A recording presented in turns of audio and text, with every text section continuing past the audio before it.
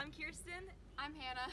And today we are going to be taking you on a little hike at the Asbury hiking trails to talk about an invasive species called bush honeysuckle, also known as Amur honeysuckle. Bush honeysuckle has broad, opposite leaves that are rounded at the base and taper into a point at the end. It blooms white flowers in the spring and bright red berries in the fall. One of the ways it is dispersed is by birds and deer that have eaten the berries. The bark is grayish-brown with broad ridges and grooves. Its stems and branches are actually hollow, which is one of the things that distinguishes it from the native non-invasive honeysuckle relatives.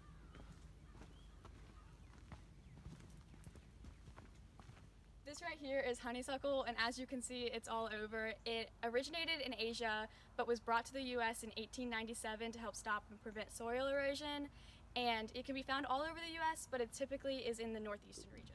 It can be found all over, but typically in forest edges, abandoned fields, by roads, and in open wetlands. So as you can see, this is honeysuckle, and then also over here we have honeysuckle.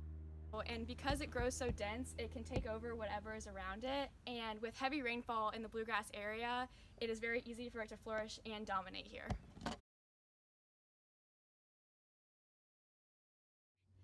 It needs light and moisture to grow, but it's not hard to find because it takes it from its neighboring plants.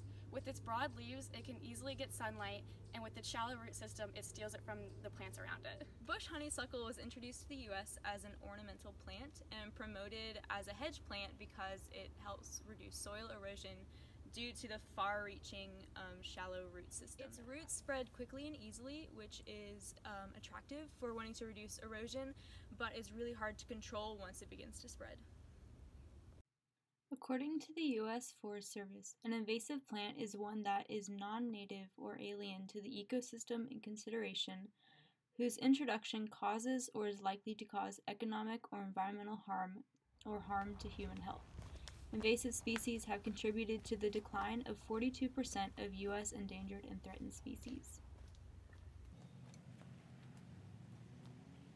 Honeysuckle blooms earlier in the spring than other surrounding plants, and so it is able to steal light and nutrients from those plants that bloom later.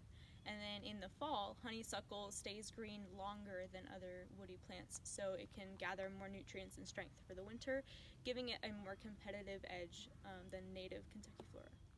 As bush honeysuckle outcompetes and displaces native Kentucky flora, its presence continues to reduce the biodiversity in the area, which can have devastating effects on the natural and human environment. This is why bush honeysuckle is considered to be an invasive species in the U.S.